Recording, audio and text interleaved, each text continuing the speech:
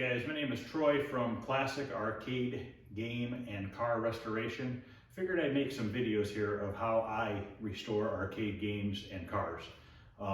If you can see next to me here, this is a Journey cabinet that has been converted a few times. I've tried to peel back some of this CPO to see what was underneath it. Looks like it was a Capcom and a Taito game at one point.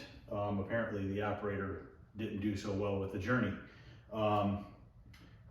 Seems to be pretty much complete as far as the cabinet. Let me grab the camera here. And it has the original coin door.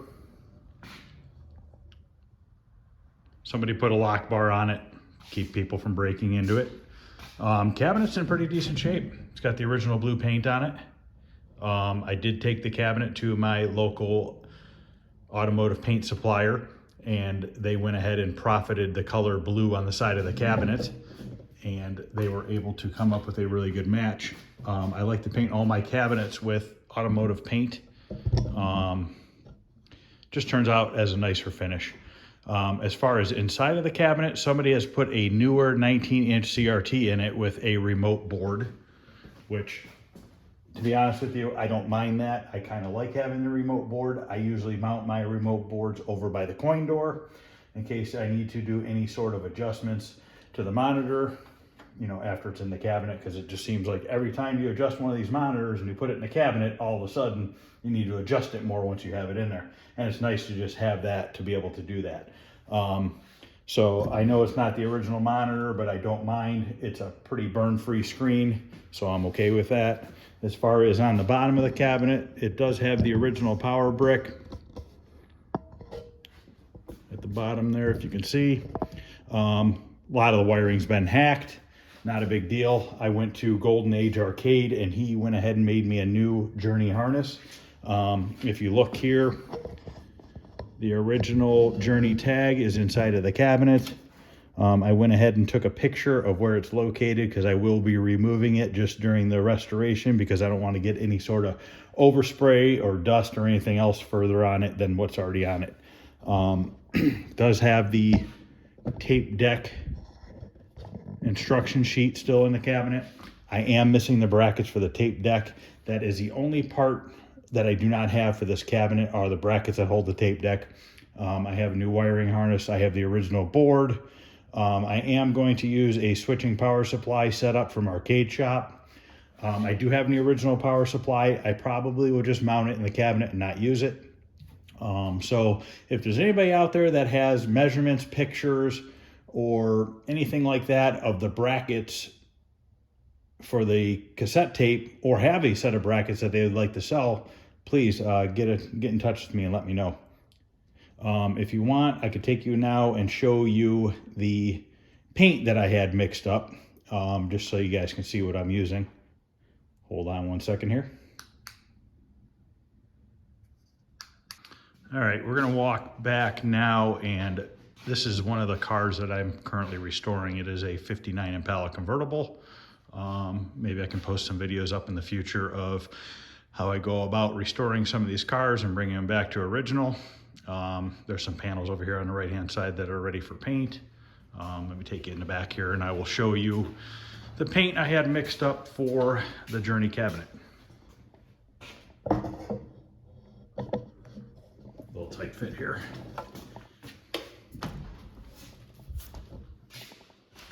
Here's some parts I painted the other day for the 59 Impala.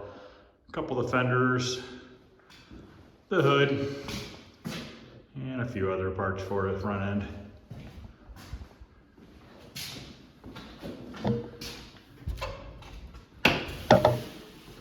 All right, this is the paint I had them mix up for me. I honestly haven't opened it in months. I had it mixed up in May. I've been working 7 days a week, so I haven't had a chance to get to any of this stuff. So let me shake it up here just a little bit. We'll open it up so you guys can see the color. Maybe we'll take that lid out there and kind of hold it up next to the cabinet, just to give you an idea what the color match. This color on the lid might be a hair off from the cabinet until it dries, but at least this will give you an idea. It's in the general blue color. Here's the color. I don't know how well you can see that.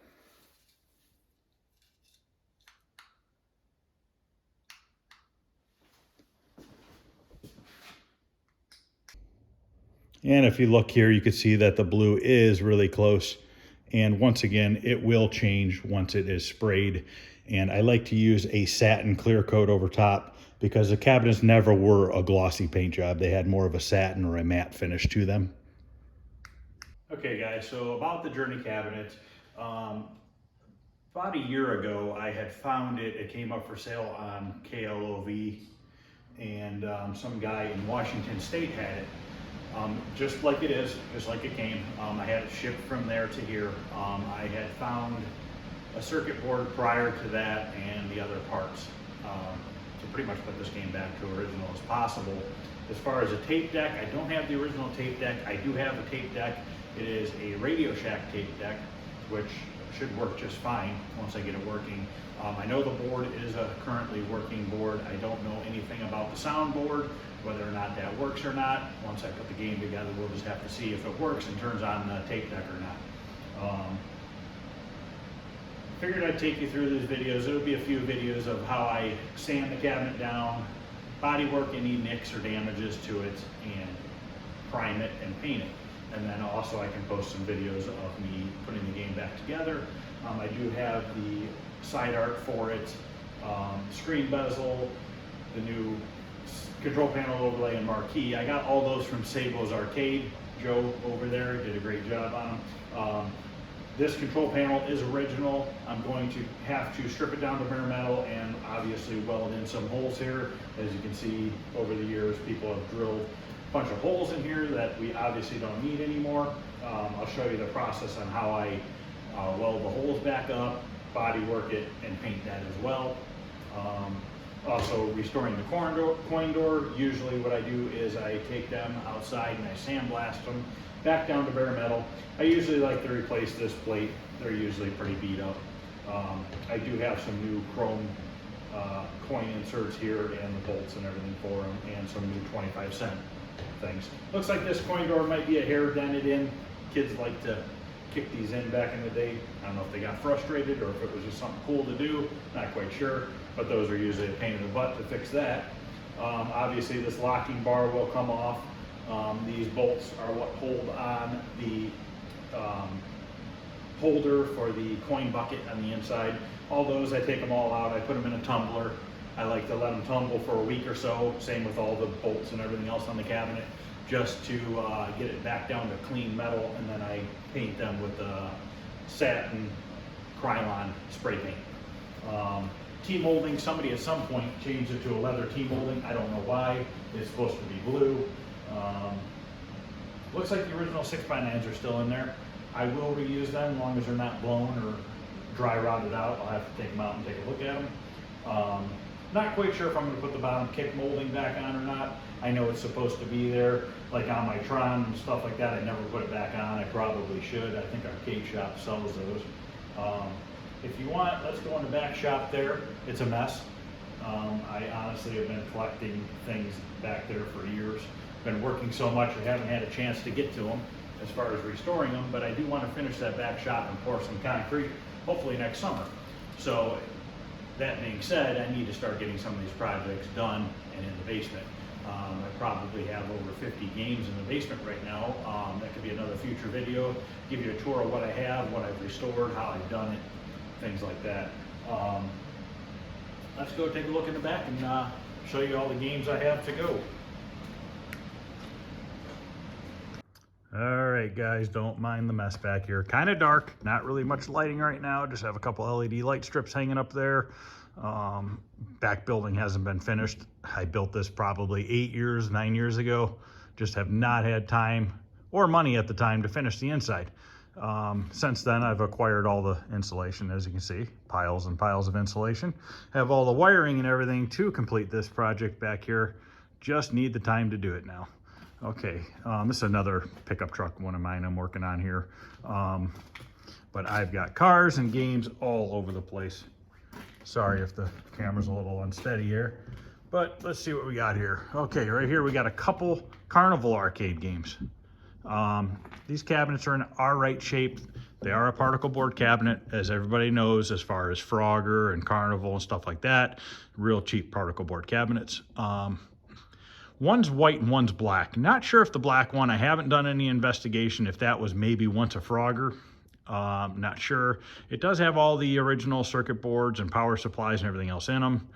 They need some work. The boards are not currently working, but I have not really done any testing as far as voltage to see if, if they're even getting proper voltages to the circuit boards or not. Next to that is another one of my projects that I really love and would like to get done. This is a tapper cabinet. I do have every part to complete this tapper except for the screen, marquee, and control panel overlay, which I plan on ordering from Phoenix Arcade. Let's see what we got here. We got a Neo Geo. That is currently a 2-slot. I do have a 4-slot computer and all the marquee and everything for it to convert it to a 4-slot. I will be getting to that eventually. That cabinet's in really good shape. I don't think I'm going to repaint it or anything like that. I think I'm just going to take the red paint and touch it up. Probably just go up to Lowe's or Home Depot or something like that and see if I just can't find some sort of a red paint that I could try to blend it in with the few nicks and scratches that there are. But I don't think that one needs a full restoration. The black probably needs to be repainted, but that's not a big deal. Next to that, says Golden T2K, which is actually a Turtles cabinet.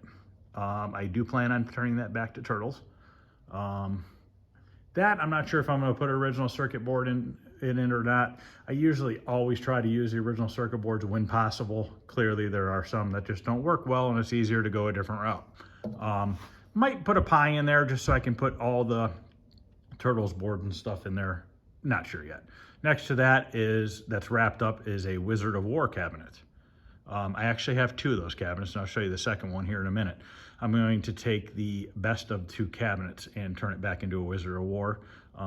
Once again, I have the original circuit boards, wiring harnesses, and everything to do that. Next to that says Rygar, which that is a Stargate cabinet. Once again, have all the parts for that. Like I said, I've been collecting parts for years. I've been doing this hobby for about 9 years now. And just, every time I find a good deal or find parts, I collect them. And eventually they come to use. Next to that, which is really kind of hard to see right now, it is a Tato cabinet. Not sure what game it used to be. I have 2 different Tato cabinets. Let me try walking you around here. We're gonna go this way. It's kind of a maze back here with all the mess. But let's go this way, and as you can see, there's 2 different Tato cabinets. I do have 2 in the basement currently. I have an original Elevator Action and a Zookeeper. Love both of those games, great games. Not quite sure what I'm gonna do with these last 2 cabinets. I don't know if I'm just maybe gonna fix the cabinets up, make them new again and sell them, or possibly build another Tato game. Not sure, don't have any other Tato parts as far as circuit boards or anything like that, so I just don't know. Next to that is Superman, and that is the other Wizard of War cabinet. This Superman cabinet that they converted it to, it's in good shape. I probably end up using this one to turn it back into a Wizard of War, because the other cabinet that's shrink wrapped, somebody had cut around where the coin door goes and had a different coin door in there. I believe the original coin door would probably cover up the cuts, but this one right here, nobody's messed with it. Front door opens and everything up on the lower for the circuit boards and everything, so you can get to them. The other one somebody had screwed shut. Behind this tailgate here, should have moved it for you so you can see, but behind this tailgate here is an original Q*bert cabinet. Does have the original monitor in it. I am missing everything internally. I am going to probably just put the Q*bert J-Rock board in the cabinet. People say it plays just as original. I ordered the board and the knocker from Arcade Shop, and I think I'm just gonna go that route for now because I can't find a board anywhere that is not reasonably priced. Right next to this was a Lethal Enforcers, and I have a couple shooting games in the basement that are not in the right cabinets. One of them actually, 2 of them, the monitors are actually sticking out past the back of the cabinet, so the back of the cabinet won't shut because the monitor's hanging out past it. So I'm probably gonna take one of those games and put it in this cabinet. And then in the back here, I got a few more.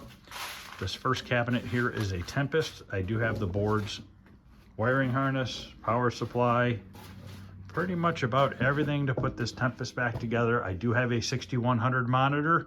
One of my buddies is rebuilding it for me. Never really messed with those monitors, so I don't know much about them. He's done it plenty of times, so I figured I'd let him do it.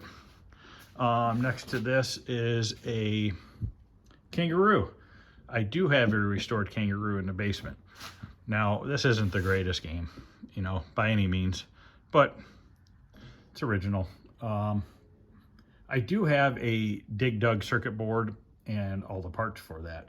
I'm honestly considering taking this cabinet and turning it into a Dig Dug. I normally don't like to convert cabinets to something different, but I already have it. Kangaroo is not a real popular game. It is the correct cabinet for Dig Dug. So maybe I'll just turn it into a Dig Dug. And the last game I have in here is a Gorf. Once again, I have all the parts for that. Just need to get it restored. On the Gorf cabinet, it's in really good shape. I don't think I'm going to replace the side art. I don't think I'm going to repaint it. It does have nicks, scratches, and stuff like that. Nothing major, but it, you know, it's all original. I do have some games in the basement. I have a Joust and a Pac-Man and stuff like that that are all original that I've never touched. They're just working survivors. You know, somebody had put some angle brackets on the bottom of this cabinet, which I probably take those back off. I don't quite know why those are on there.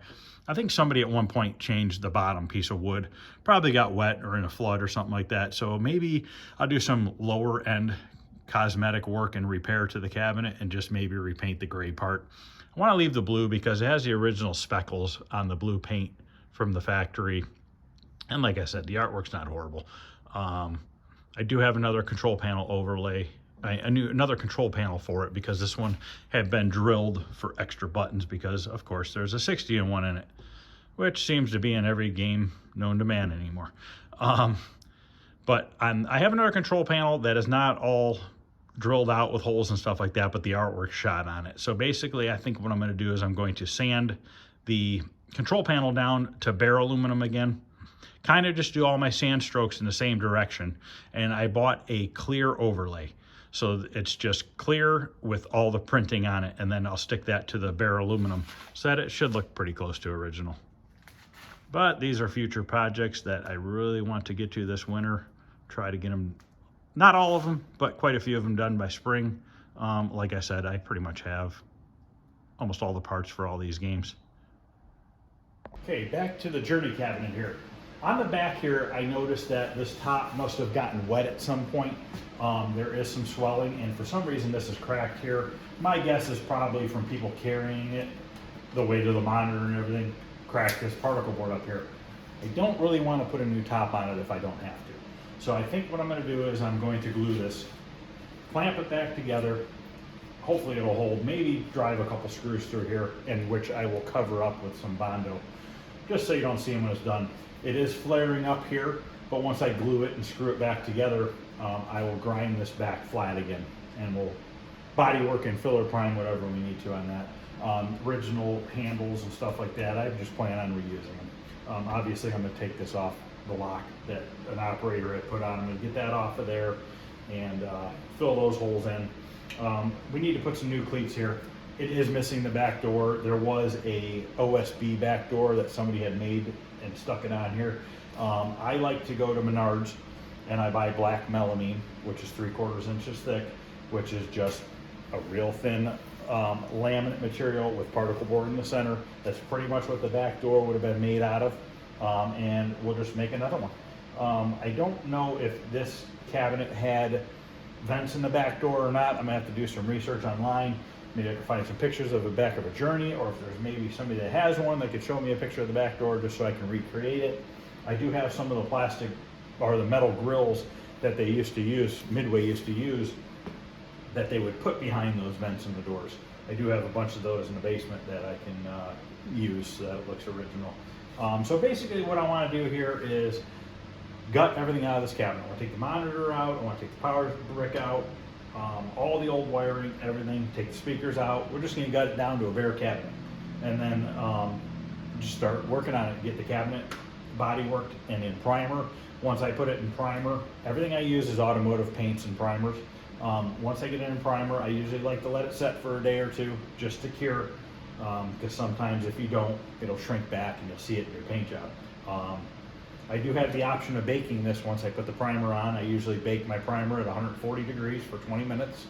And once you do that, it really lets it cure, lets everything dry out and shrink back so you don't have a problem in the future. I don't know that I'll bake this at 140 degrees just because it's old wood.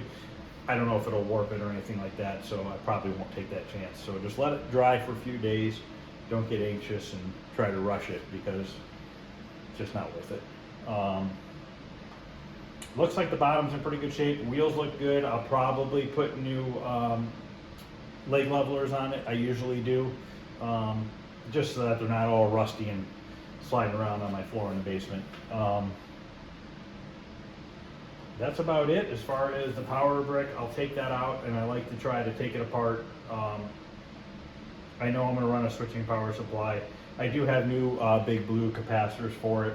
I might just put new ones in there just so that it looks nice and clean. I like to wire wheel those all up and try to clean them and make them look as original as possible. And I'll show you guys how I do all that process too.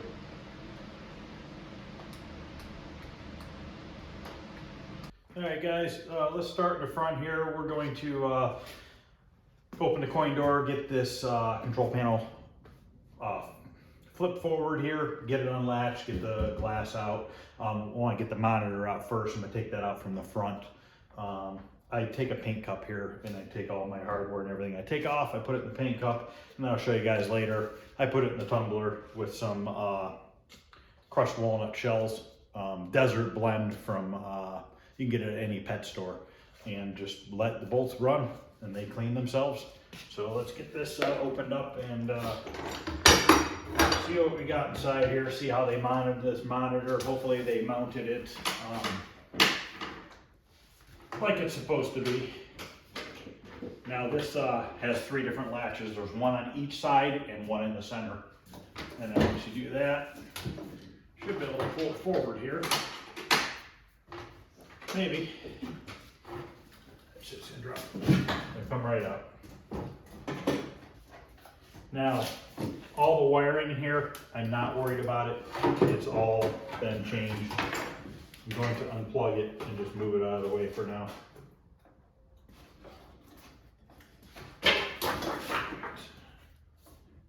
We do have a strap here that somebody put on. Grab a screwdriver.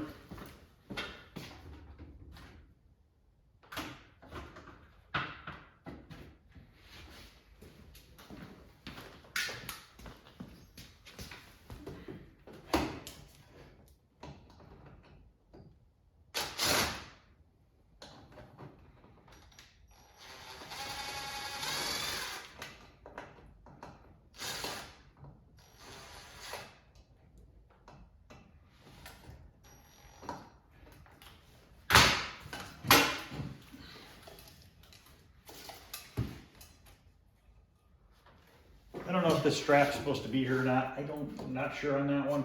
Obviously, this is not correct hardware. This is a wall anchor to hang a picture or something. So we're gonna go ahead and throw that away. No point in keeping stuff we don't need. All right, move this out of the way here. Now the glass is just going to go ahead, lift it up, slide it forward, comes right out. I do have new glass for that. I think it's actually plexiglass is what he used. This cardboard surround obviously just lifts right out.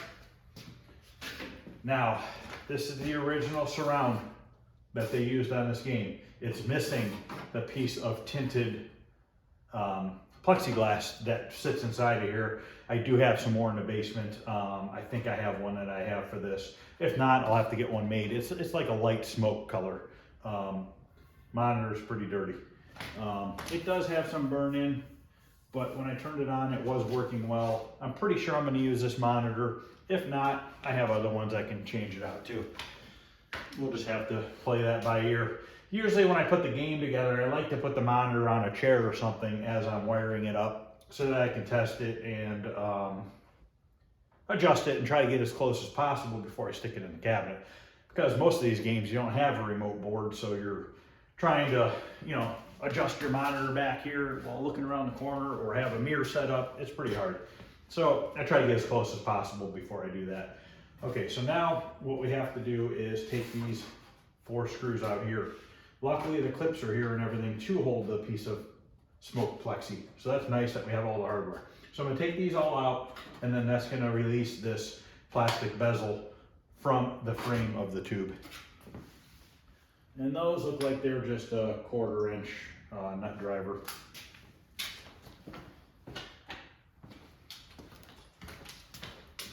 There. Gonna pull these off. We're gonna stick these and the clips into the bucket. You can put plastic into the rock tumbler, into the tumbler with the crushed walnut shells, because it will not hurt them.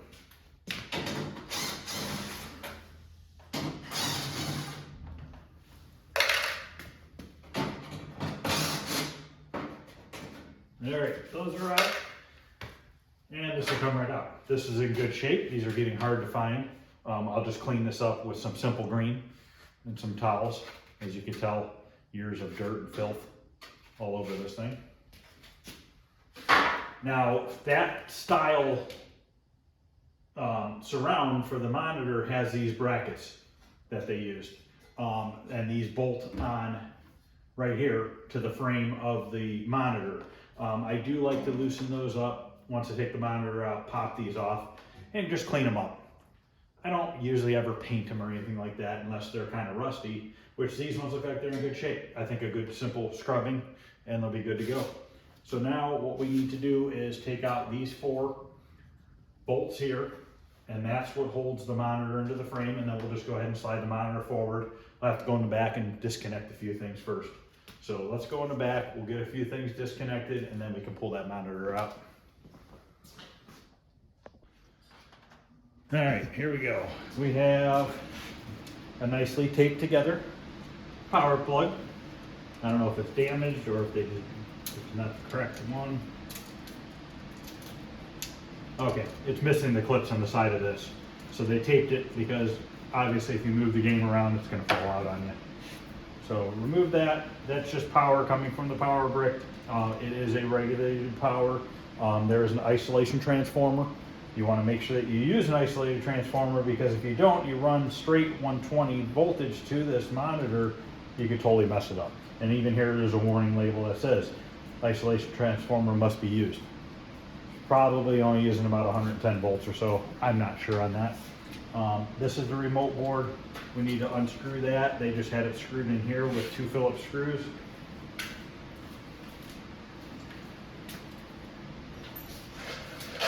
Let's grab that there. Get that out of the way.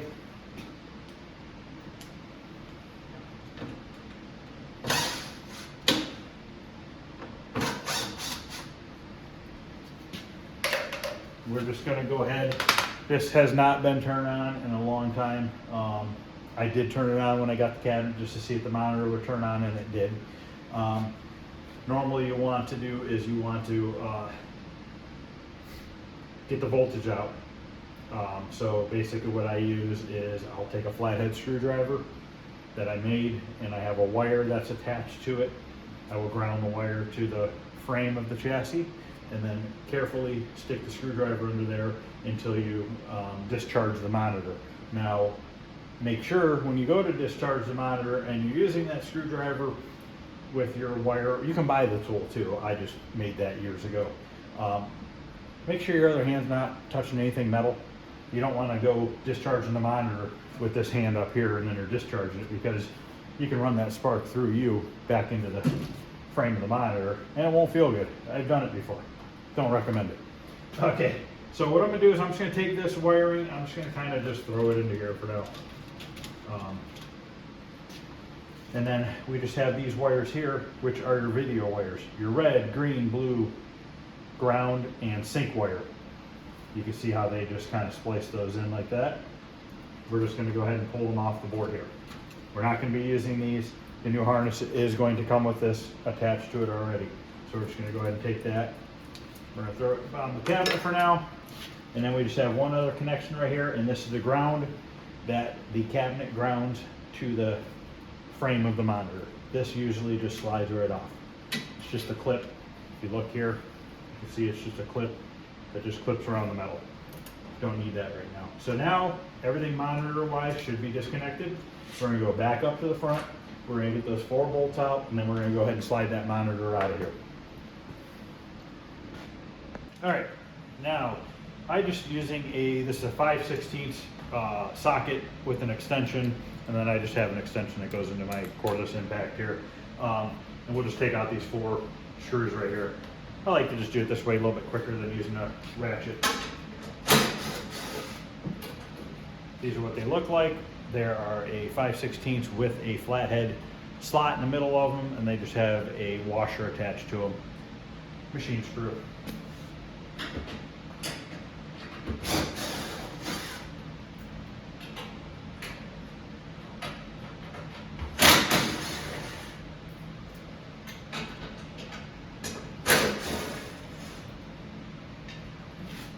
All right, we'll put these in the bucket to go into the tumbler. Now these, once I tumble them, I don't paint them or anything like that. These look like a hardened steel washer.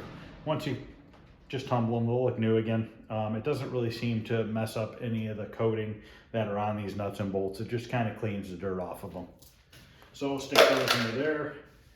And now what we're gonna do is we're gonna pull the monitor out. It should just slide right out. We're gonna take it out. We'll just set it off to the side.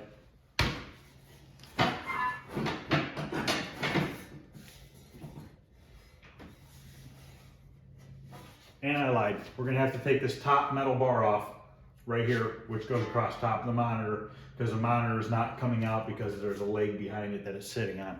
Because this monitor is a horizontal monitor, I don't know if the frame was different for the Journey monitor or not. I do have some vertical monitor frames in the basement that I can take this tube and the chassis and convert it over to that. If that's the case, I'll have to look and see. I'm not sure. So we're gonna get this top bar off, which once again looks like it's both the same bolts as what was holding the monitor in.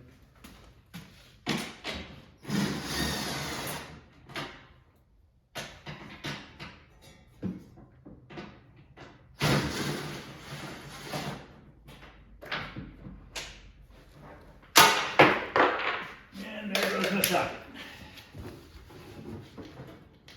Grab that before I forget it.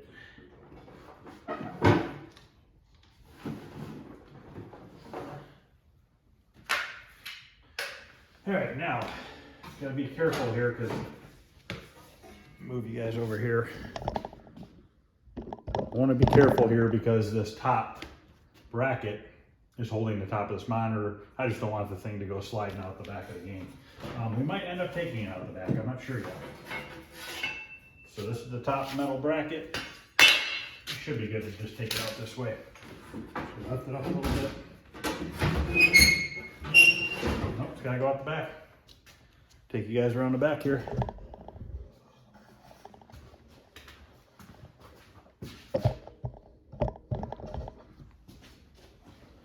The bottom of the monitor frame is over top of that bottom bracket, which is the same bracket as what I took off the top. Just gotta lift it up a little bit.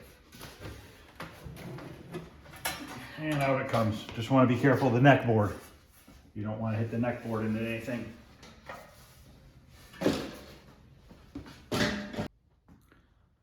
All right, monitor is out. Now, we still have a few brackets in here. I'd like to get those out just so I can get them cleaned up.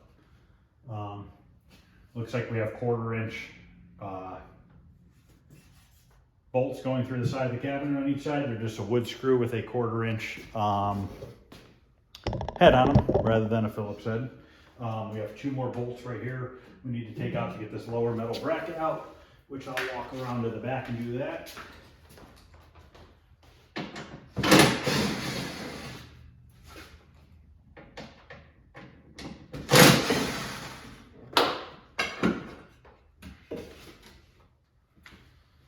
All right, those are out.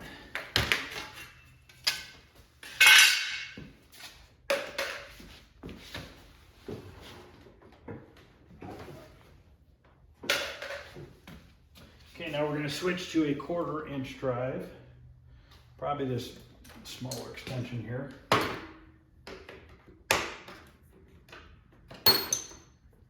And we'll take the side brackets out of the cabinet and get those out of the way.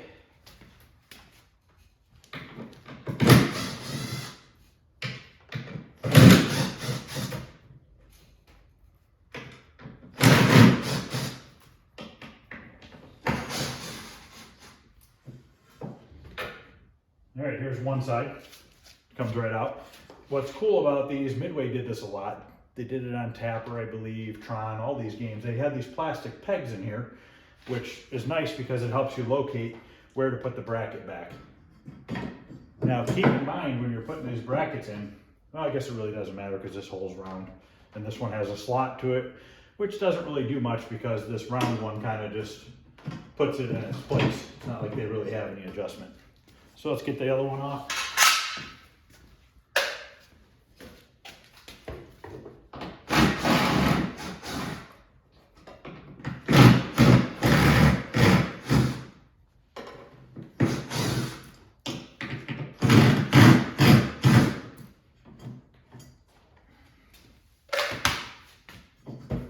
All right, that's it for the monitor. That's all out. If anybody wants to know, this is Journey number 00614. So I'm guessing this is 614th made. Supposedly they only made 1,000 of them. Not sure on that. It's just what I've heard. Can't verify that or not. Okay, now let's go ahead and take these brackets off.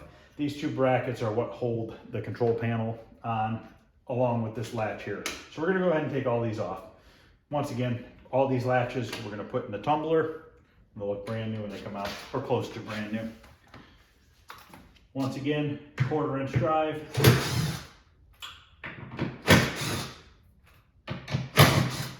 Now you have to take the latches off first, because if you don't take the latches off first, and you just take the two out up here, you won't be able to get this metal plate off, because these bolts that go through the metal plate go into the wood.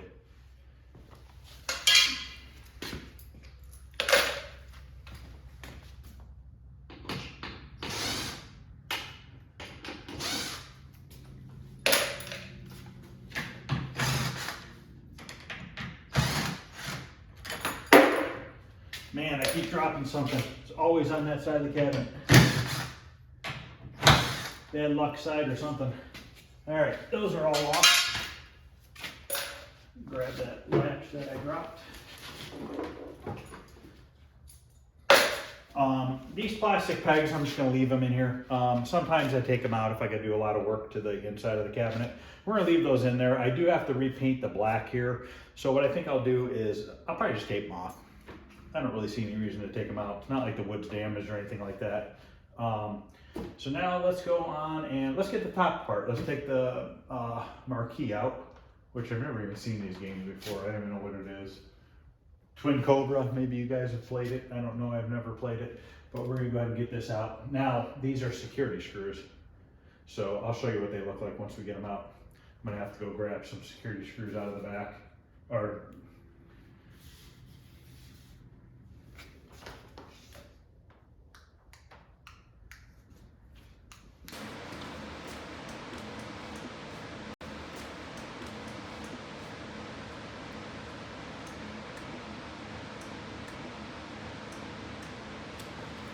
all right, now these are security screws. Do yourself a favor. If you're going to be restoring arcade games and working on stuff like this, just go to Harbor Freight. $8 on sale. Gets you a whole set of Phillips and flatheads, and these are the security screws, or things used for security screws. They're like a Torx bit, and there's a hole drilled in the center of them. So that's what kept people from getting into this stuff. This is a T20. Is what you need to use to take those out. So once again, I just use my drill on a low speed. Don't go crazy.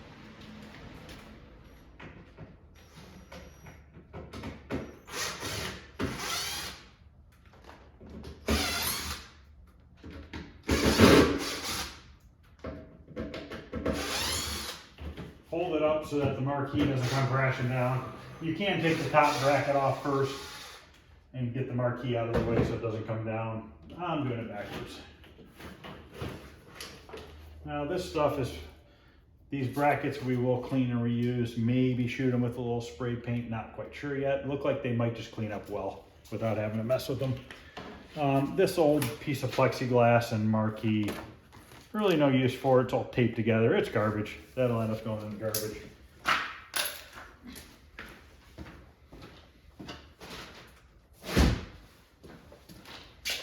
All right, now we got an upper bracket here, which I don't know if those are the same screws or not. I'm kind of short, I can't see. Let me grab my drill and see. No, those look like they are just a 1/4 inch.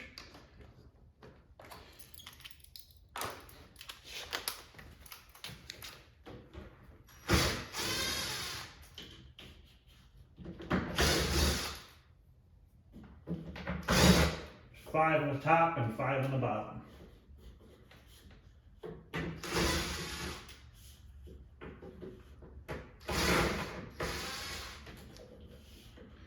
All right, I don't know if originally those were security screws on the top and bottom.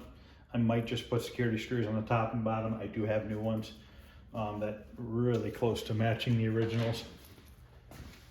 Get those in there. Okay, now what we can do is, I'm gonna take a picture of the wire colors and where they go on these speakers. This speaker, for instance, has a green and black stripe. This one has a white and red stripe. This side has a white and black stripe and a green. So I'm just gonna take pictures of where these go. I will look at the schematics and see if these are correct or not. By the looks of it, looks like nobody's messed with it. This looks to be all original. So I'm guessing that these positive and negatives are probably in the right order, but we'll just take a picture to be on the safe side.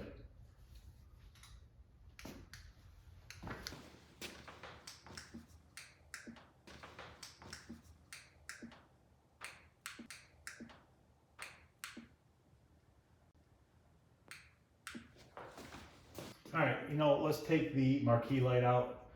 Looks like the bulb's pretty much shot. It's all black. I usually like to change the bulb. I don't know if this one has a starter probably on the back side. I do have new starters if we need them. This one might not have a starter, not sure. Let's go ahead and take these 3 screws out here. First we'll do is we'll unplug it so that we don't have to wrestle with trying to unplug it after we unscrew it. Let's go ahead and take this bulb out. I'm just gonna pitch this. It's pretty burned up.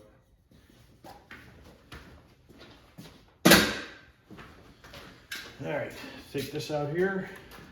Once again, this looks like it's in good shape.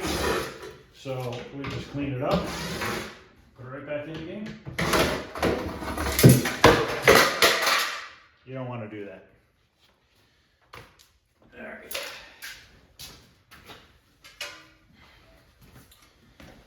All right, looks to be good. A little burned up here. Let's clean it up. Looks like it's just a bunch of dirt. Yep, here's a starter. It's obviously not in here, so it wasn't working. I don't know if it was removed because the starter was bad or if something else is possibly bad. I do have some extra parts from different games if we need to, but I'm pretty sure that we just put a new starter and a bulb in it, it'll probably be fine. All right, so next, one of the last couple things up top are the speakers. We have the on-off switch, which is in the back, and then we got the 2 handles that we got to take out. And then we're done at the top part. We can start working our way down. We'll get the control panel out, get the coin bucket out, get the power brick out, and we're almost halfway there to getting it taken apart. Got to find a socket for the speakers, which I think is going to be 11-30 seconds maybe. Yep, looks like an 11-30 seconds. Grab a deep well, just so it's a little bit easier. We're just going to use a ratchet on this one. Unplug the speakers. I took a picture of where the wires go before I'm disconnecting them.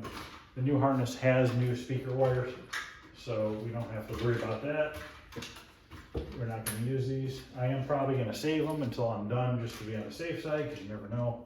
Throw anything away like that. Usually old wires and stuff I don't end up throwing away anyways. I have a bin that I kind of just throw everything into. Because if you ever need a connector or something in the future, chances are you might end up having it. Okay, these are a special carriage bolt. They're real small headed. You want to hang on to these, run through the tumbler, and paint them satin black. 4 screws per, or 4 bolts per speaker.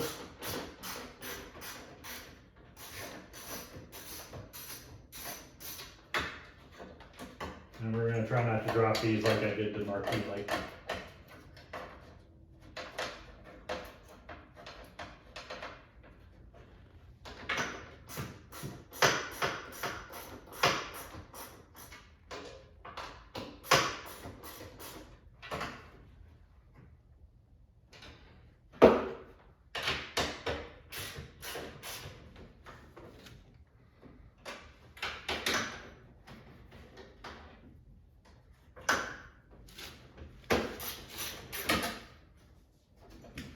Usually once you loosen them, you just spin them off with your finger.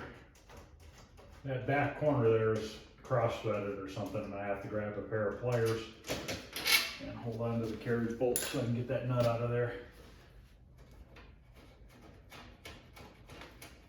I'm gonna leave this one in for a second so I can fight with that one first.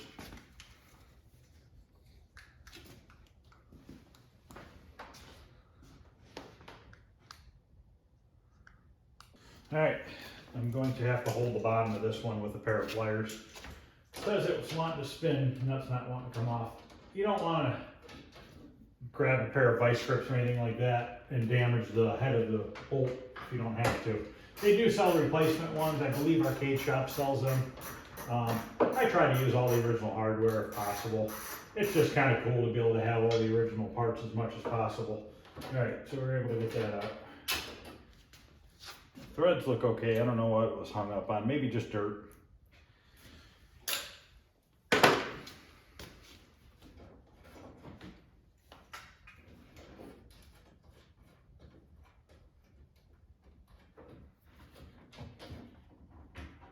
First speaker, and I missed a ground wire. They have ground wires on the back. These, I like to sand them down, clean them up. It's a little dented there. I'll see if I can't straighten that out a little bit and just repaint them a satin black. All these kind of parts like this, I just use a Krylon satin black. It comes in a spray can. I think it works awesome. I have no issues with it. So they, on this game, have the same style ground strap that they put on the monitor, clip rather, just clips over the metal. These speakers, they're not dry rotted. They're not making any sort of a crunching sound when you move them in and out, so I think they're gonna be all right. Just need a cleaning. I do have some new ones if I need them. I don't know if these are 4 ohm or 8 ohm. I'll have to look and see. This looks like this speaker also has a ground wire on the back that we'll have to disconnect. Now, I'm just kind of throwing all the hardware and everything into one bucket. I've done this for so many years, and I've probably worked on hundreds of games, over 100 games, and it kind of just, after so long, you kind of just know where the stuff goes. I do have other finished games I can reference to if I needed to, but for the most part, I kind of know where everything goes. If you guys are doing it for the first time or kind of worried about mixing and matching up bolts in the wrong spots, just grab Ziploc bags. Take all your speaker bolts and screws and nuts and everything, put them in one Ziploc bag and label it, and then you'll know. The only downfall is when you go to clean them or tumble them, you're gonna have to do them in batches. You know, do all your speaker ones at one time, do all your coin doors at another time. You can do that, it's just gonna take you a little longer. But really no reason to be in a hurry. I always try to do the best job I can on these cabinets and games. Try to make them look as nice as I possibly can. Kind of like what they were when they came from the factory. Obviously the paint's usually a little better than what they did, but I mean, it is what it is. All right, speaker grills are off.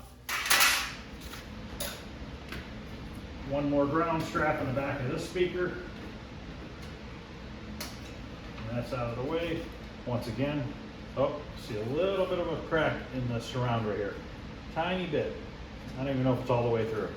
It's not making any noise again. We'll probably just use it.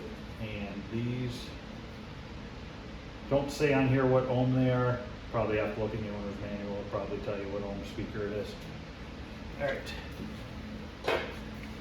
Go around back. We'll take off the handles, and we will take off the on-off switch, which is on the top of the cabinets.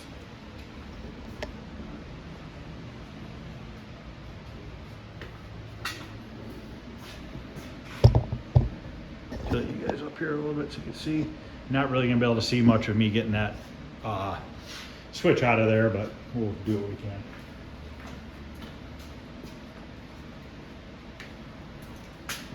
These are just 1/4 inch. Just take these right out. 4 of them per handle. You can get new ones, these handles. These ones are kind of gray. I don't know if they were faded over time. I don't think so, because the inside's kind of gray. The new ones are real black. This one has the Midway manufacturing name and everything on it. No reason not to use these. They're not broke up. And we won't paint those. We'll just clean them up with some simple green and put them right back in. Somebody took the tags that were stapled on the back of the cabinet off. I'd like to get new ones. I don't know that if anybody has one that they can send me a scan of it or not, so I can just reprint some new ones. Back up here a little bit. All right. Okay, those are out. Let's get this out of the way first. This is going to go in the garbage. I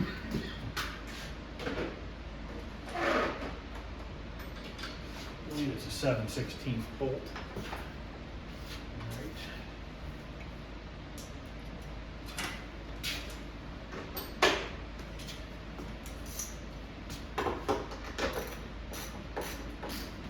And once again, they're spinning because these are carriage bolts and the bolt hole in the metal is round. So obviously they're not going to hold. Grab some pliers here. And we will hold that while we spin the nut off, hopefully.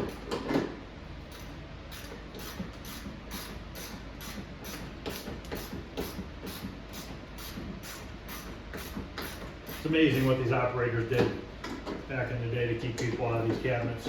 It always was kind of funny to me that they put all these padlocks and stuff on the back of these cabinets. I don't remember being in an arcade and seeing a kid pull a cabinet out and get in the back of it. So I don't know why they did this. Maybe just for the owners of the locations so that they can get into them. I'm not sure. This hardware is all garbage.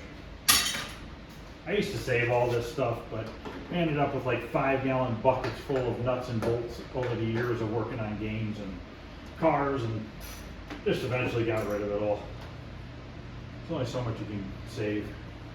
As you can see, I've got a lot of junk in the back I need to go through.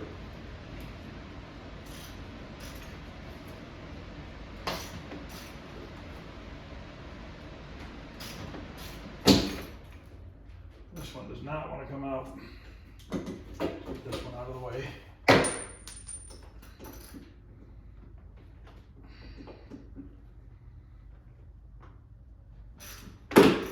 Might have to use vice grips on this one. Go grab a pair of vice grips.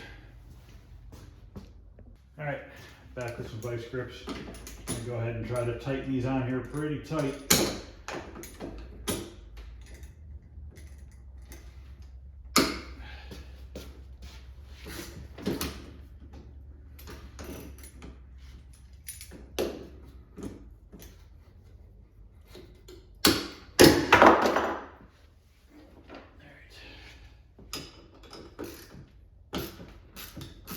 There we go.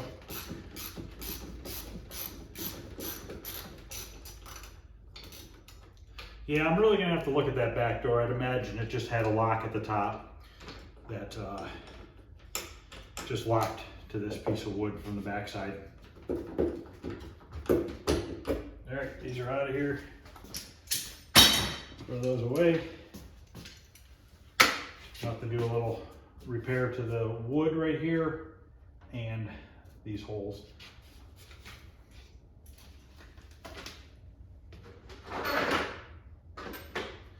These should be 1/4 inch up here.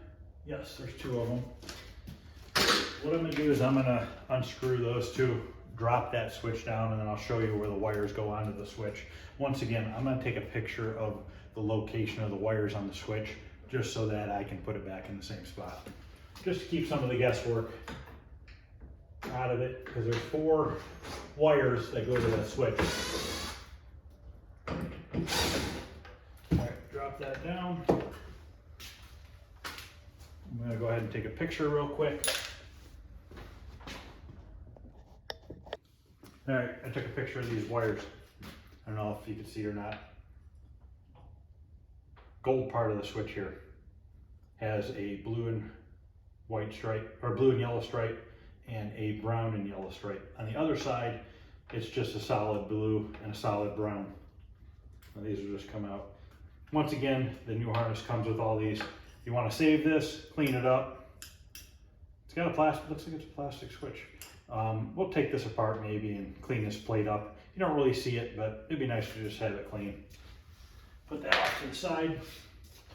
Put it somewhere where you're not going to step on it. We really should have a table set up for all these parts, but that's all right. All right, so now we're going to let these wires dangle here for now. We'll take them out after. Let's get the power brick out.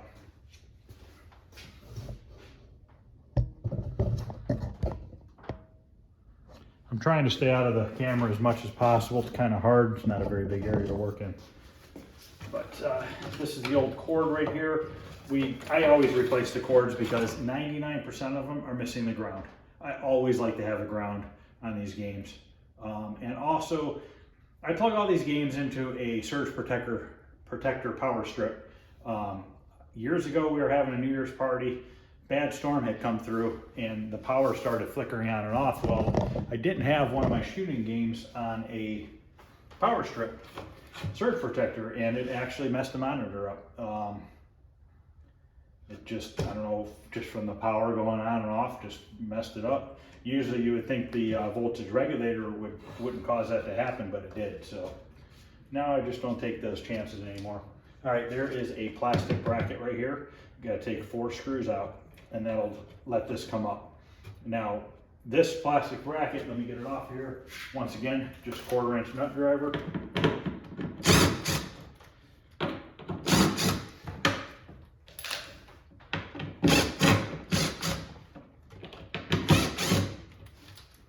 All right, this is on the wire. What you have to do is you have to disconnect the wire from the other side, which you can see they did a lovely job of putting that in there. How some of these games didn't catch on fire back in the day, I will never know. Nobody will know. But look, didn't even hook the ground up. They just hooked up the power. No ground. Looks like it has a, oh, they soldered one side. Just gonna cut all this off. We don't need any of it. It's all garbage. So basically, when you go to hook this up, this plugs into the power brick. Now, I don't know if somebody's making these or not that have the plug on the end of it to go into the power brick. Something tells me I saw it somewhere. If for some reason they don't, I do have some Molex connectors, and I can show you guys how to put the ends on there, you know, put the plastic connector on there so we can plug it back into the power brick like it's supposed to be. Now, one thing you gotta do, I've done it a bunch of times, you gotta make sure you put this plastic piece on your power wire before you put your end on it.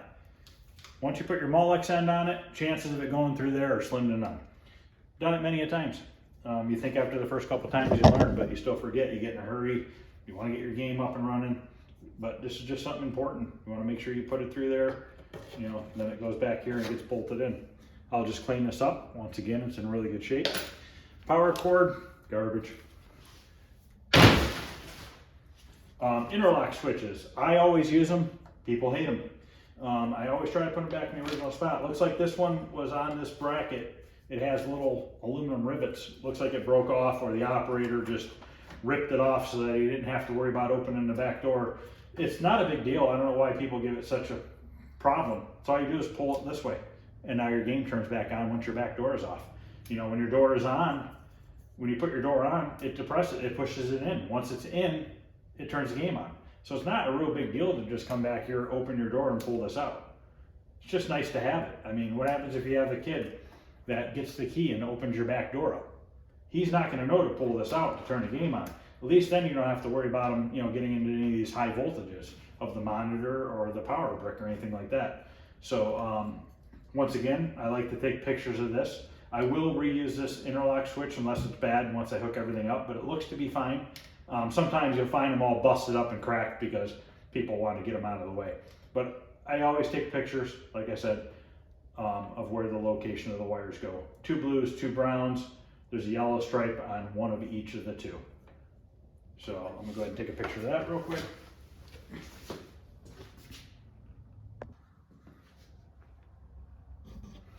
All right, now I can go ahead and pull the wires off of this.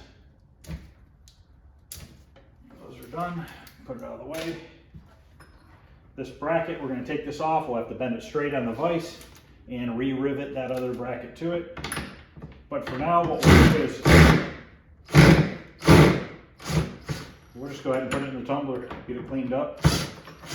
Maybe I'll straighten it out first and then put it in the tumbler. And that's out of the way. Now we have, this is all garbage. This power supply is garbage. I don't think it's going to work. They use speaker wire to run power to the power supply. Thin speaker wire. So that's all garbage. They do have a ground wire that looks like they possibly cut it coming off this power brick, or they added it. Actually, it looks like somebody added it. For now, what we'll do, we're just going to get rid of it. I don't think we need it. So I'm going to take that power supply and get rid of it. I don't trust these old power supplies anymore.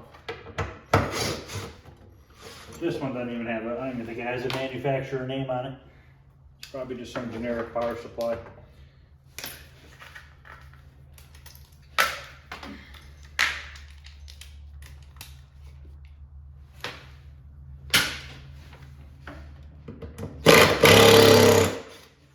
You got to use a 2.5-inch screw to hold your power supply, and you never know when it might go somewhere.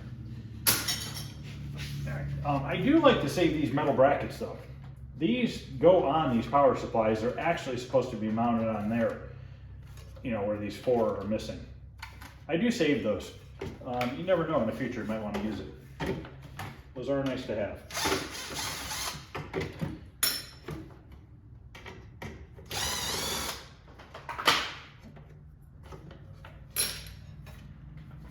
Maybe I will test this power supply and just keep it for now off to the side for something in the future if needed. It does look pretty clean.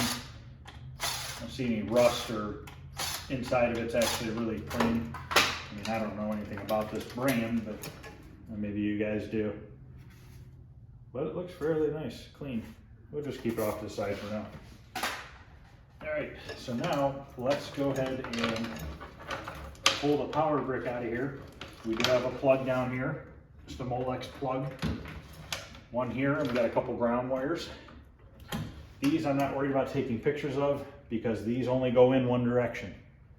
If you look, most of these pegs are round, but it does have a few that have a flat side on them.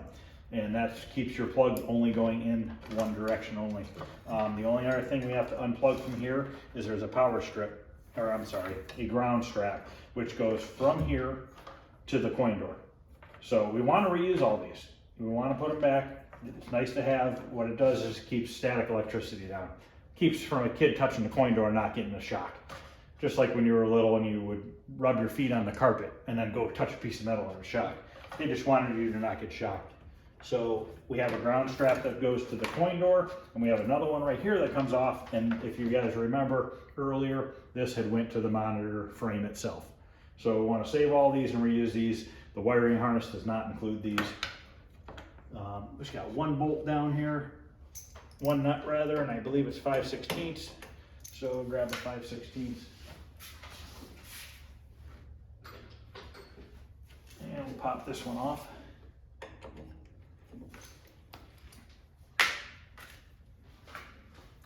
It's nice to get a little socket set for these. I just have a 1/4-inch drive socket set that has metric and standard.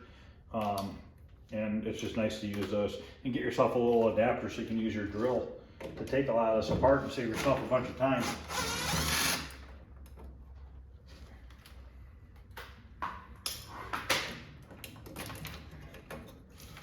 Well, look what I found in the bottom of the cabinet.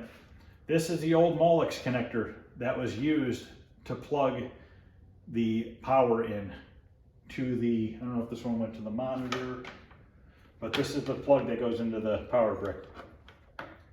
Remember I showed you before they had cut those wires, which are right here.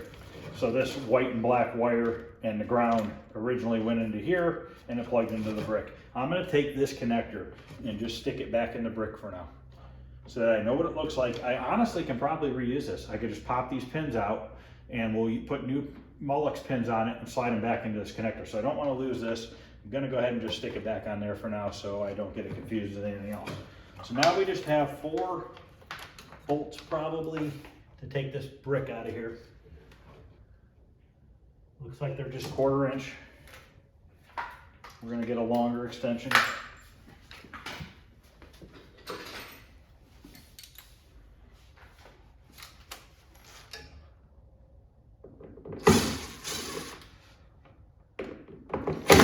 I can't tell you how many of these games, these power bricks are in here crooked.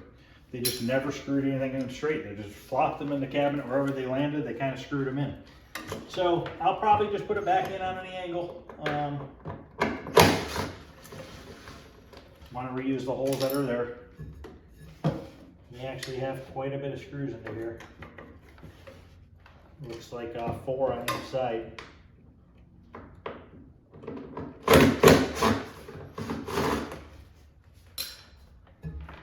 Gotta get the 4 on this side now.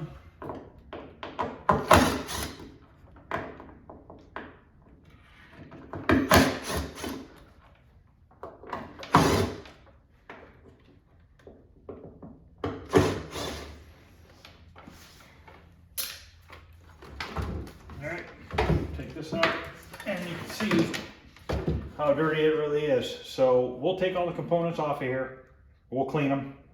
Clean all these fuse holders. Might have to change the fuse holder, not sure. It actually looks pretty clean. Wires don't look all burnt up or anything like that. So take this apart. Looks like somebody maybe replaced one of these capacitors at one time. This is silver rather than blue. I thought they were both blue, but I could be wrong.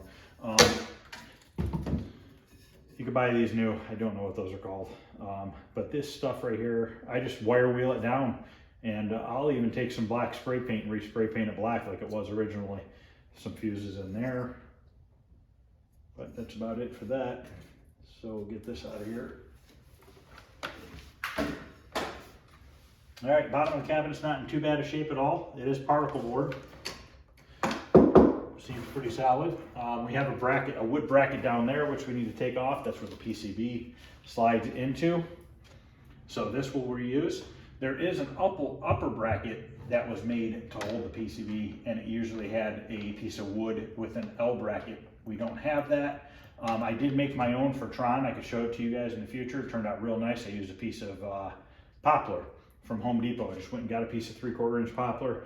I used my table saw and I cut the slots that needed to be cut in it. And that was about it for that.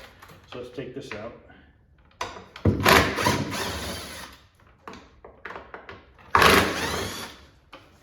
Yeah, because these circuit boards are on a metal plate.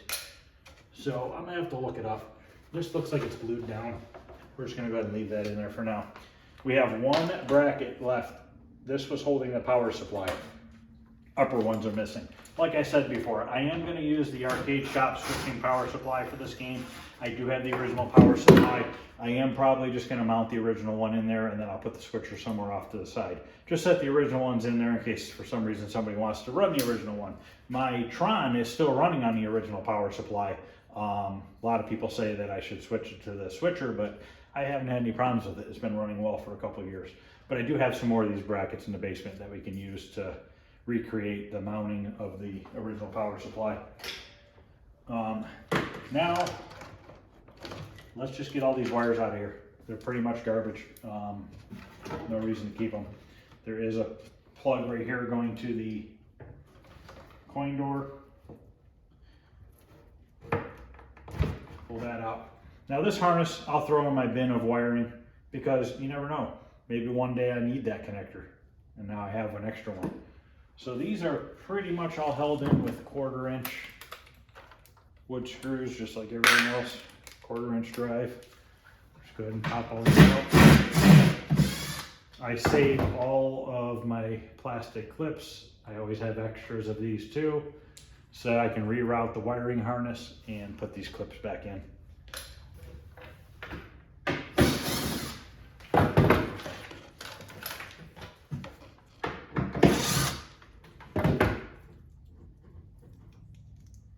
I don't know, I haven't looked at the harness yet from Golden Age Arcade. I don't think it has the plastic clips that hold them on. Pretty sure it doesn't. That's all right. Looks like we have most of them still in the cabinet. And I have some pictures of inside of a gurney, the wiring routing, so that we can reroute the wires in the right direction, right spot.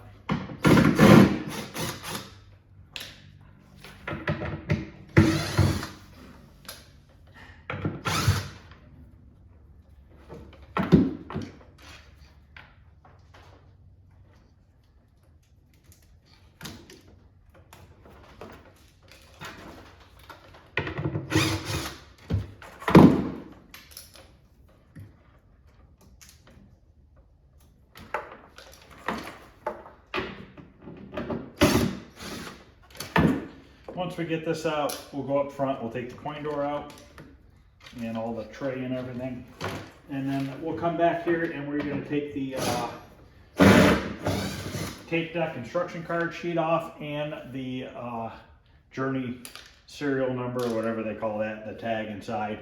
I did take pictures earlier. We're gonna carefully pop those off, try to pry the staple out so we don't ruin it.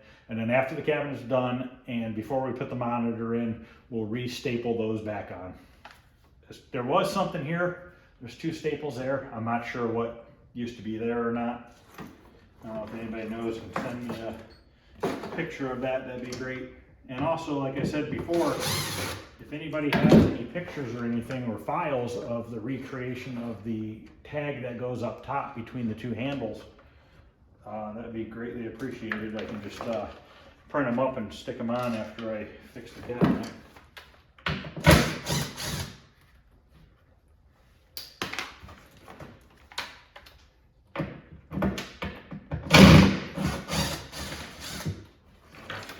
Yeah, these cleats on the side definitely don't look right to me. They might be, but it looks like there's a roofing nail in there. And this is all busted up. So we'll just cut a couple new cleats out of some wood so that the back door has something to push against. Take all these out, save them, wipe them down with some Simple Green. They're actually in really nice shape. This one's torn a little bit. I've had them tear in the past. You could just cut the casing back a little bit, re-drill a hole, and it'll be just fine.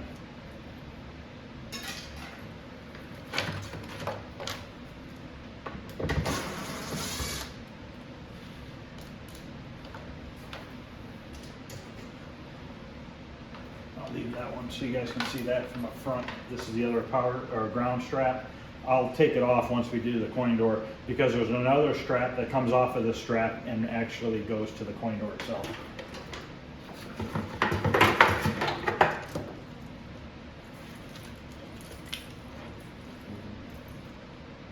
Old JAMA harness. Save it. Connectors on it.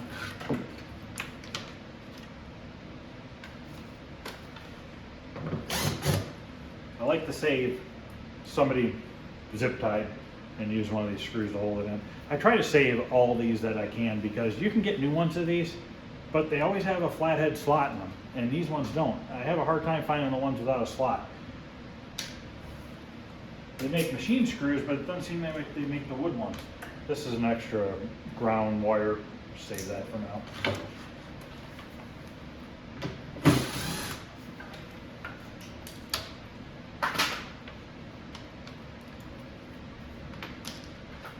All this is nice to hang on to.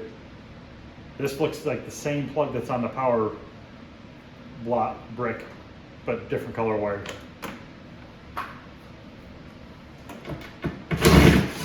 that one to the marquee light. All right, we're all unwired. Speaker wire for the old power, we're going to throw that in the garbage. Cabinet is in pretty good shape, a little dirty, but not horrible. Stick you guys in here to see that. Not in too bad a shape. Should clean up nicely. Let's go around the front here and we'll do the coin door.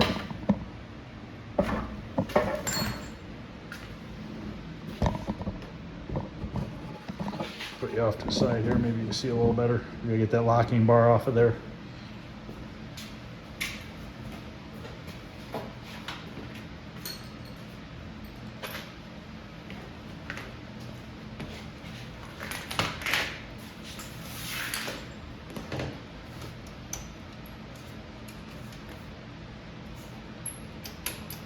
These are always locked up. This one's not too bad.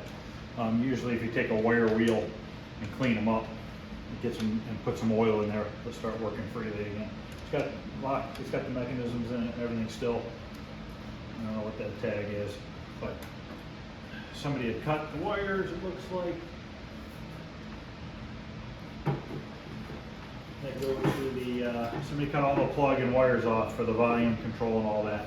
So when we get the new harness, what we'll have to do is solder on the new wires to all these switches and everything. I'm going to leave these attached. I'm not going to desolder them right now.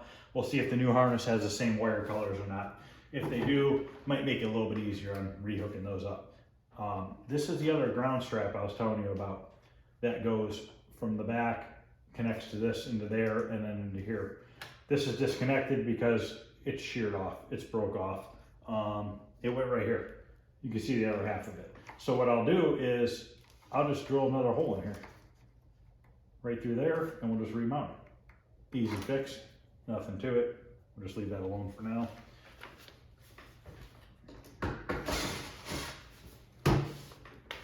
Take this out. This is the last ground strap. Save all these. They're in very good shape. All right, now we are ready. Coin bucket here. Get this out. I am missing the lid for it. There's a metal lid that goes on here that has a couple slots in it, and those couple slots correspond with where the coin comes out of the bottom of there.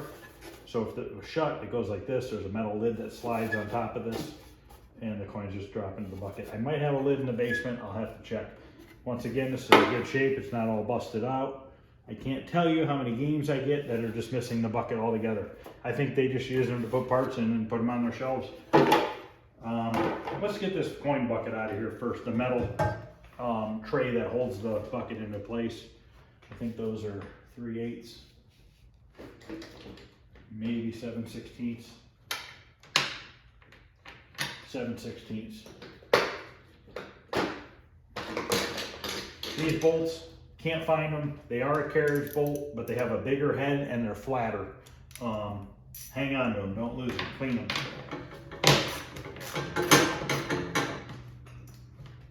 A lot of the Midway games use them. What I do is I unscrew it, I leave the nut about flush with the bolt, and then I just tap them lightly to get them out of the wood, and then you can finish unscrewing the nut. If you take the nut all the way off and you start hitting on it, you're gonna damage your first thread there. So when you're taking it out of the cabinet, just get it about flush there, and then you can go ahead and tap on it. And then you'll be able to get your nut off. But as you can tell, you can see, this is a bigger, flatter than a normal carriage bolt. These clean up great. Paint them black again, not a problem. But you are gonna have to tap them because they're sunk into the wood with a square hole.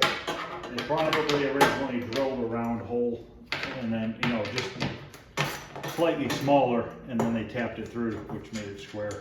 I could be wrong, I'm not sure.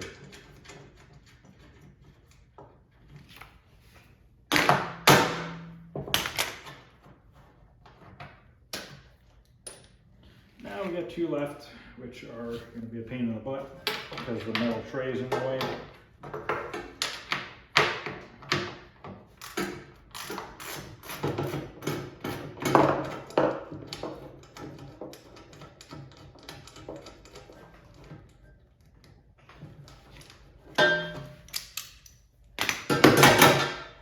to leave that one in.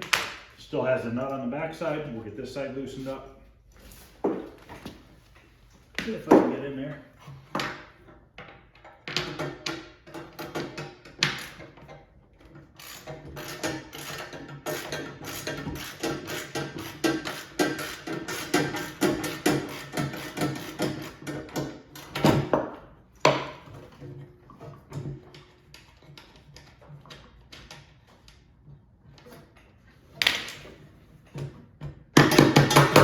Okay, now what we can do is take them off.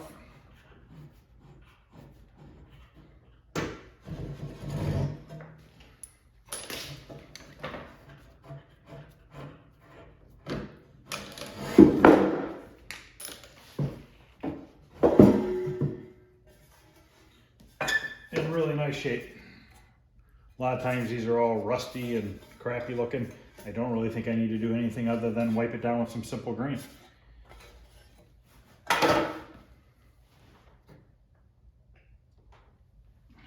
Got a coin counter here that was sitting in the bottom of the cabinet.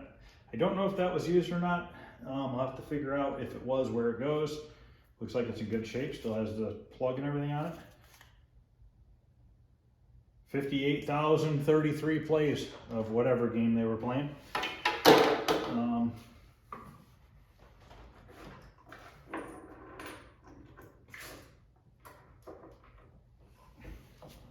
Well, 75 cents richer. 75 cents towards the restore. All right, so now we have 4 nuts that hold the coin door on. These nuts are kind of recessed into the wood. And they are spot welded studs on the back side of this frame. You want to be careful with these. You don't want to break them off that frame. And I believe they're 3/8. Check here. Yep, they're 3/8.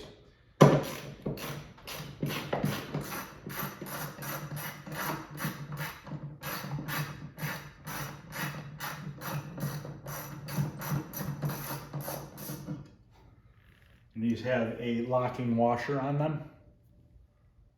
And they also should have a flat washer. Should. Which this one does not. And this is that strap that was holding that control panel on. I don't know if that's original or not. I can't say that I've ever seen that before. It's definitely hooked up around the top bolt of the coin door. So I don't know if that's real or not. Keep that. We have 2 left.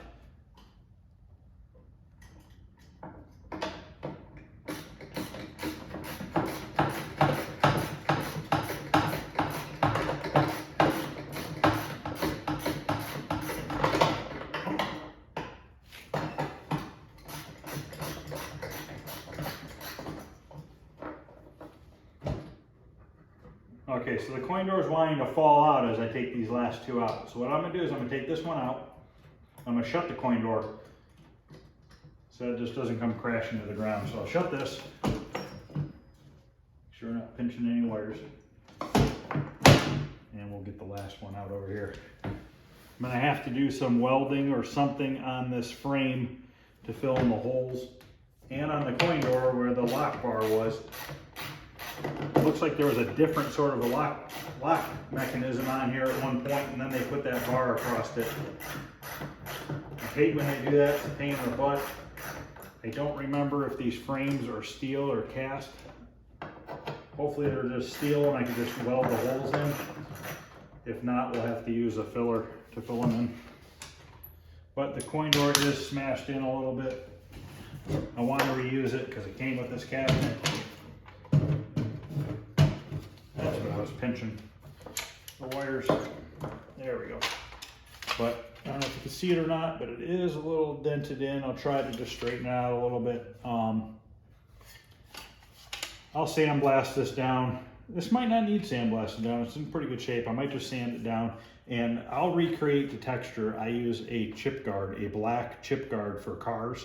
I just hold the spray can real far away from it and just try to mist it in the air and let it fall on there. And then I paint it with my satin Krylon paint. But yeah, we're gonna have to get those fixed. Like I said, I think that's steel, but I'm not positive. I mean, these are clearly welded on, and it's rusting, so we should be fine to weld those in. But yeah, they definitely had a different locking mechanism on here before this bar, as you can see these four. Probably the same type of thing they had on the back door. All right, we gotta get these off, which, they're bent. The back sides of them are bent. So let's get these two volume and all this other stuff off. The funny thing is, this is a volume control, and there's another volume control here. This is the original. Somebody added this one. We don't need this one. We'll just put it off to the side. No, I lied. We do need that. I think that the tape deck has a separate volume supply than the game, or volume than the game. So I might be wrong on that.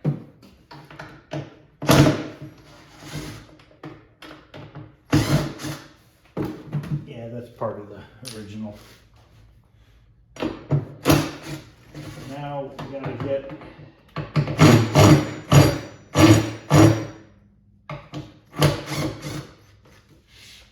get this bolt out. They drilled it right through the bracket of this. And of course it's on there tight. This side's all bent. I'll show it to you from the back side. We're gonna have to cut that off.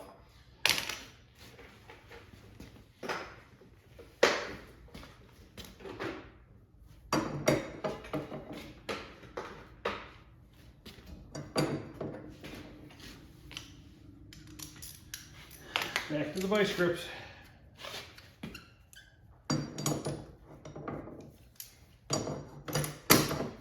Hey.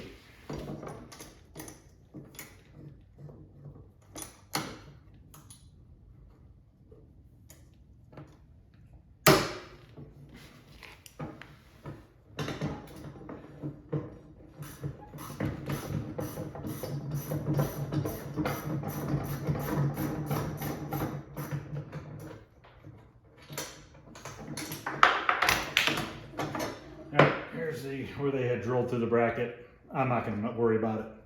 Once it's screwed back in there, that hole's filled in, nobody will ever know. But yeah, I'm pretty confident this is the volume control for the tape deck. This is the main gain volume. And they just go right back in there. All right, this is just garbage.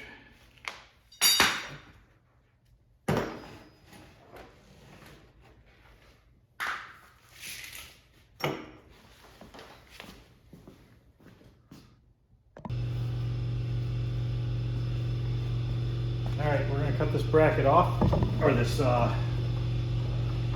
bolt off here with a cutoff wheel and just the air compressor. Let me show you the back side of this.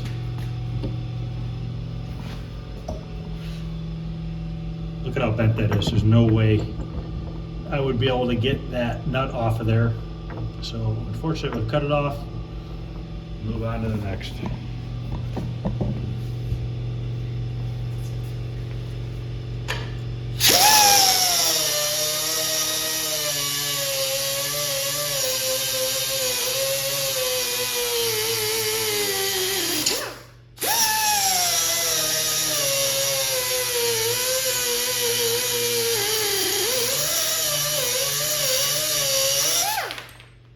Don't touch it, it's going to be hot for a little bit. Make sure you guys wear safety glasses. I've gotten sparks in my eyes over the years. It sucks, not worth it. But that's going to be hot, just let that cool off. Alright, the bottom of these cabinets have corner protectors on them. I don't know if the operator put those on or what. I don't think those are original. Pretty positive they're just aftermarket. Of course they use flathead screws.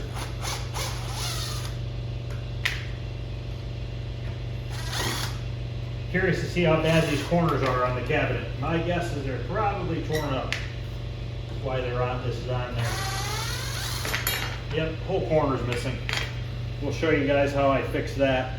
We're going to use a fiberglass. I usually will make a couple pieces of Lexan to form the corner, and then we'll fill that in with some fiberglass resin to build that corner back out. Operator must have put these on just to keep the cabinet from further damaging itself, which is nice because They usually didn't do that. They just said, screw it. The cabinet just got all beat to crap all the way down. But luckily, they were smart enough to put these on. I saved these. You never know. I want to use them for something. Get the other side off here. And they use Phillips screws on this side.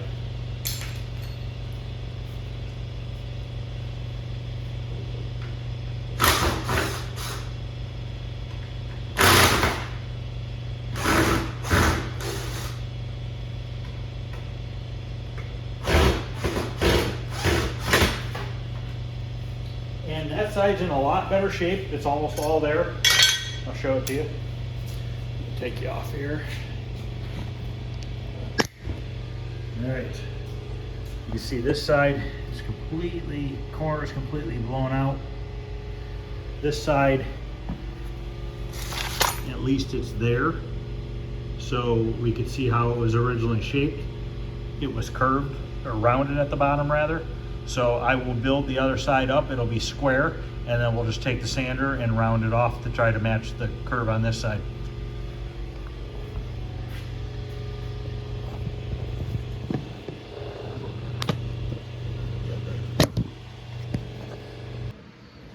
All right, let's take off this bottom kick molding. It is cracked, it's busted, it's garbage. It's stapled on. The factory stapled these on. And this one looks like it's really stapled on with quite a few staples. Let's see if we can't pry this off of here.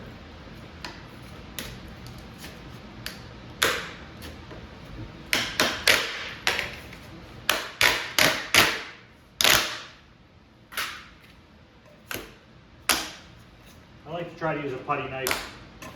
Use a pry bar or something like that. You end up digging into the bottom of the cabinet and making more work for yourself.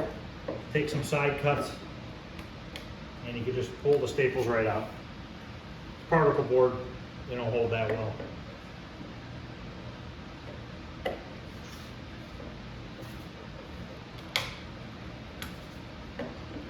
Just try to be careful. Keep yourself from nicking it all up down here. The less work you have to do, the better.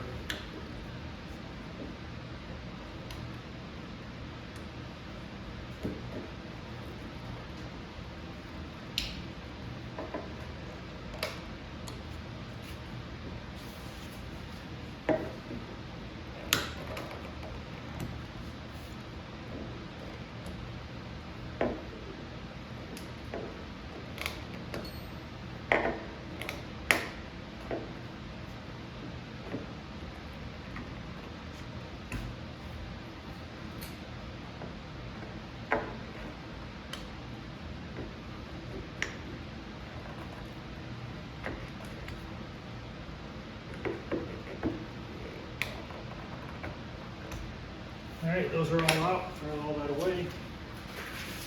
Like I said, Arcade Shop, I'm pretty positive sells this. I might put it back on, I might not. If I do put it back on, I'll probably put it on my Tron that I restored as well. I'm not sure if Tapper had one. I don't think so because it had the brass bar.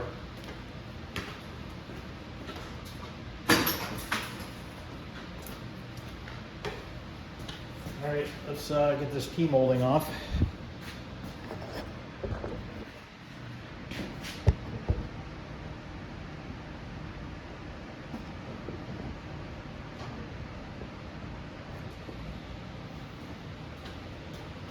T-molding, really easy to get off. Just start it right here.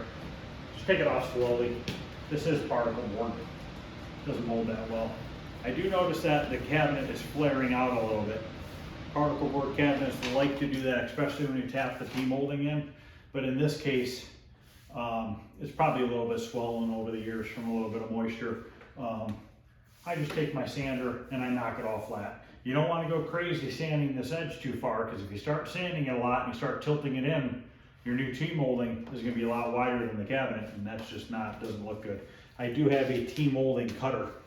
When you put the T-molding on the cabinet, run the cutter down the cabinet to make it a little bit more flush. You don't really want it to overhang on the inside, because then you'll have a hard time getting your control panel to open and close, because it's going to want to hang up on the edge of that T-molding. But just garbage, more garbage to throw away.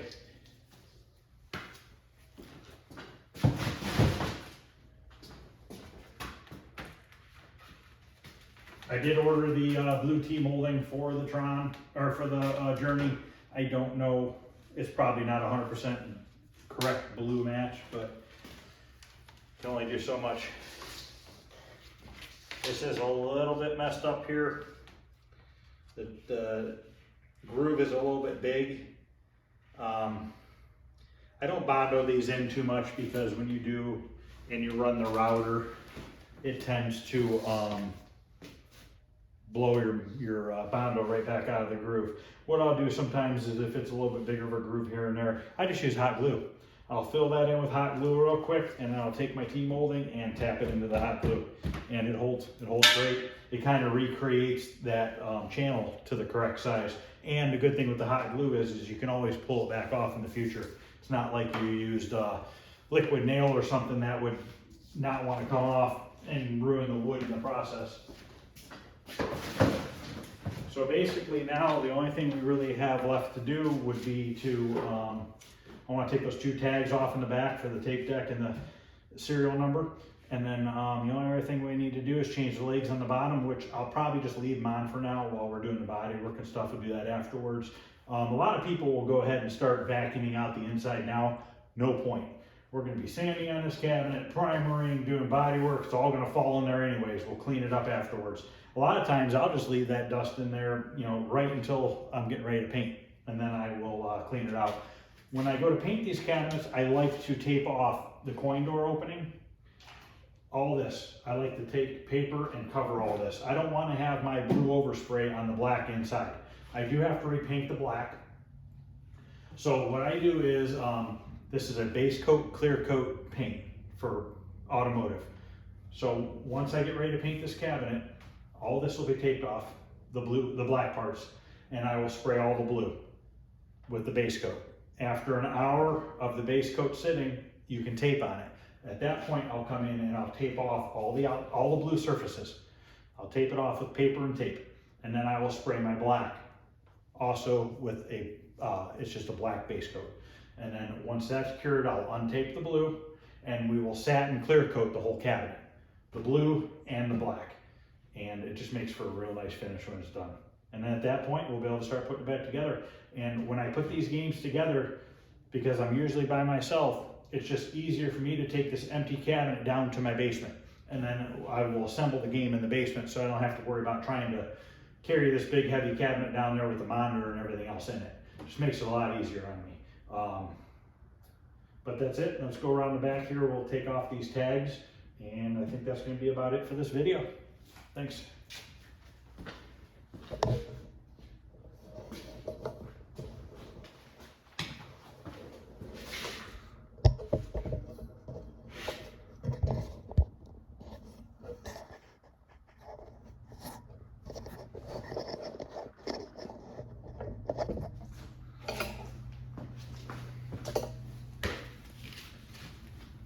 All right, looks like there is one staple holding this. I don't want to tear the paper through it if I don't have to.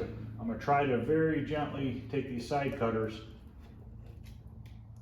and pop this staple out. I don't want to damage this paper. I want to reuse it. So there we go. This is off. As you can see, it's all here. If somebody needs this paper, let me know. I'll see if I can't scan it for you so that you can reprint it and put it in your cabinet. This is some weird paper. Not quite sure what it is, but let's go ahead and get off the other one now.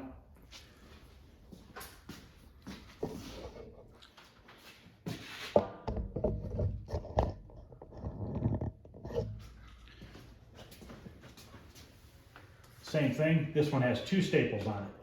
So I just want to kind of come in here carefully and remove them without damaging the paper. I'm going to take my flat head, or my flat putty knife here, and pry it up, just like that. Then get my side cutters in here, and just kind of grab the staple and kind of roll the cutters over. It's one.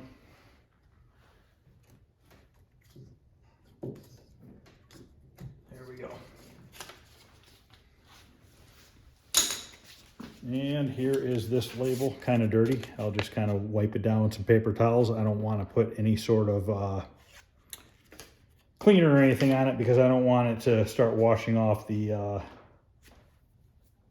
numbers and letters. Somebody had put their initials here.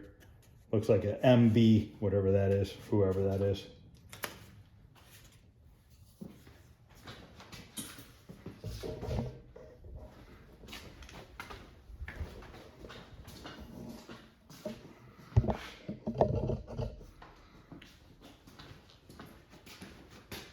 All right, guys, that's it for today. This is just a teardown of the Journey cabinet, and then next video I will show you guys how to start fixing, how I fix the cabinet up and get ready for paint.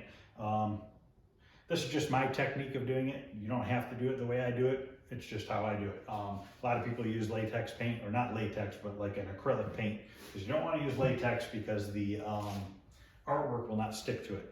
It'll eventually start lifting and peeling off your cabinet. So you want to use some sort of a paint that is not latex. They do sell it at Home Depot and Lowe's. Now, by using a foam roller or something like that, you'll get a little bit of a texture in your paint. Nothing you can do about that. When you spray it, obviously it's a much smoother finish. I